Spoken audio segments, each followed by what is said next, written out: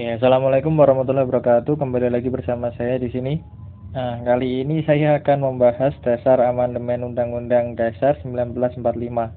Karena saya kelupaan tidak membahas dasarnya. Kenapa kok undang-undang itu harus diamandemen gitu ya? Apa dasar pemikiran dan latar belakangnya apa itu belum saya berikan. Meskipun saya sudah memberikan latar belakang pasal 1 sampai 22 itu diamandemen kenapa gitu ya. Nanti kelanjutannya setelah ini ya.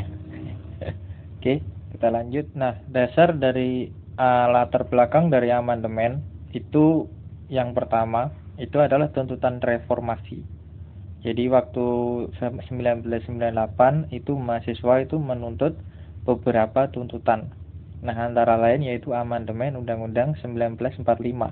Selain penghapusan doktrin dui fungsi ABRI, penegakan supremasi hukum yang bebas KKN, desentralisasi hubungan pusat atau otonomi daerah lebih dikenalnya. Lalu nomor 5 itu mewujudkan kebebasan pers dan kehidupan berdemokrasi. Jadi salah satunya itu adalah amandemen Undang-Undang Dasar Republik Indonesia 1945. Itu latar belakang pertamanya. Lalu apa dasar yang melatar belakangi perubahan undang-undang itu? Dasar pemikiran yang pertama yaitu Undang-Undang Dasar Republik Indonesia tahun 1945 itu membentuk struktur ketatanegaraan yang bertumbuh pada kekuasaan tertingginya di MPR. Jadi MPR itu adalah lembaga tertinggi negara. Hal ini berakibat pada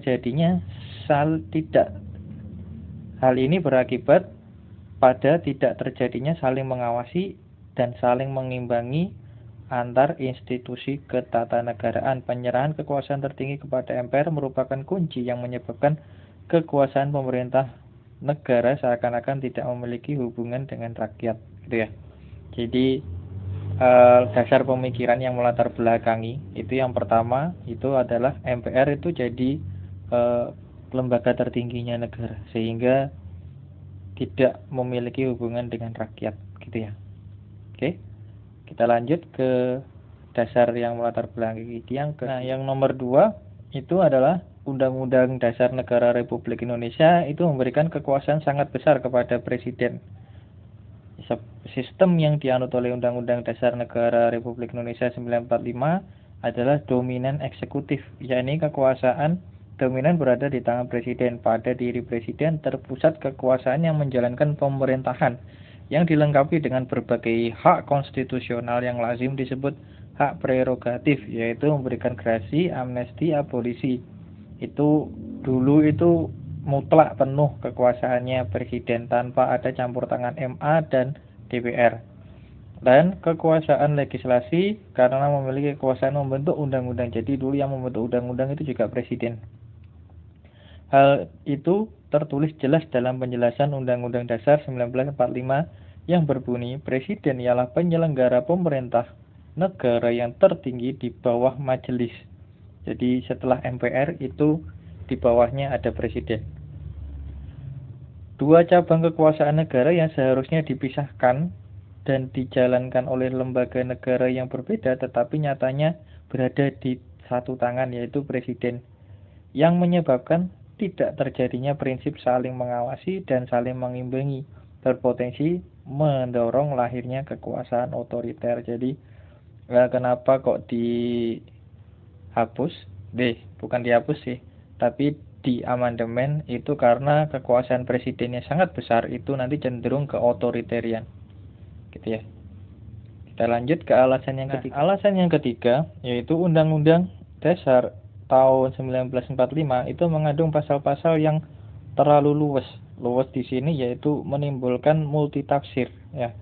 Misalkan pasal 7 Undang-Undang 1945 sebelum diubah yang berbunyi presiden dan wakil presiden itu memegang jabatan selama 5 tahun dan sesudahnya dapat dipilih kembali.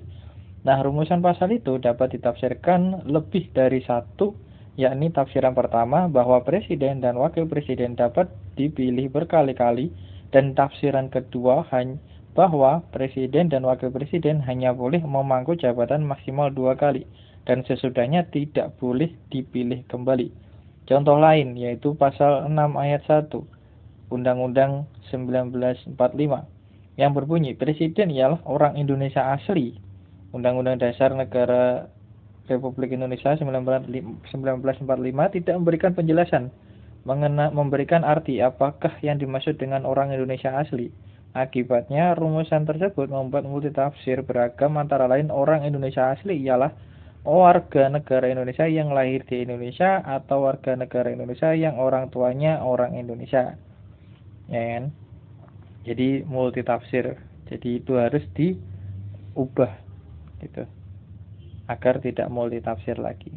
Oke, kita lanjut ke alasan yang keempat. Setidaknya ada 5 alasan. Yang keempat ialah Undang-Undang Dasar Negara Republik Indonesia tahun 1945 terlalu banyak memberikan kewenangan kepada kekuasaan presiden untuk mengatur hal-hal penting dengan undang-undang.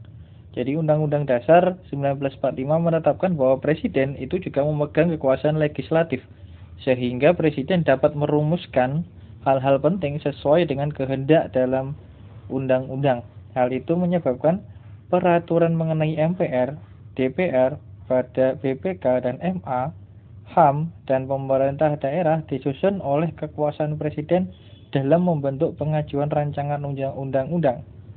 Jadi presiden itu langsung membentuk undang-undangnya. Nah, kalau sekarang itu kan pemerintah itu bisa berinisiatif untuk mengajukan RUU, rancangan undang-undang yang baru. Nanti akan dibahas oleh DPR bersama DPR ya. Jadi kalau sekarang itu rancangan undang-undang itu bisa berasal dari pemerintah, ini presiden, bisa juga berasal dari DPR gitu ya. Kalau dulu itu semuanya langsung dibentuk oleh presiden. Tuh. Kita lanjut ke alasan yang terakhir. Oke, kita ke alasan yang terakhir, yaitu rumusan Undang-Undang Dasar 1945 tentang semangat penyelenggaraan negara itu belum cukup didukung ketentuan konstitusional yang memuat aturan dasar tentang demokratis, supremasi hukum, pemberdayaan rakyat, penghormatan HAM, otonomi daerah.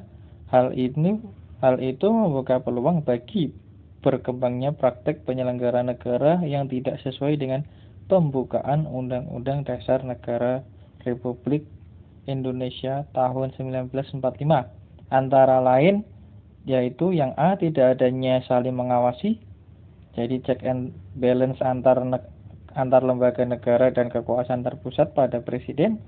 Yang B, infrastruktur politik yang dibentuk antara lain partai politik, organisasi masyarakat kurang mempunyai kebebasan berekspresi sehingga tidak dapat berfungsi sebagaimana mestinya.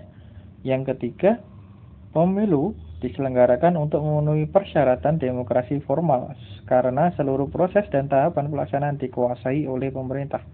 Jadi pemilu itu hanya formalitas saja.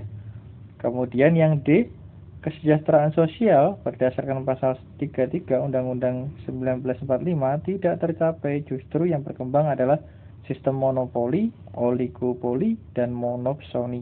Jadi itulah kelima dasar pemikiran dan latar belakangnya kenapa kok Undang-Undang Dasar 1945 itu wajib di amandemen. Cukup sekian pembahasan tentang latar belakangnya. Kalau ada kurang lebihnya saya mohon maaf. Sampai ketemu lagi di video berikutnya. Assalamualaikum warahmatullahi wabarakatuh.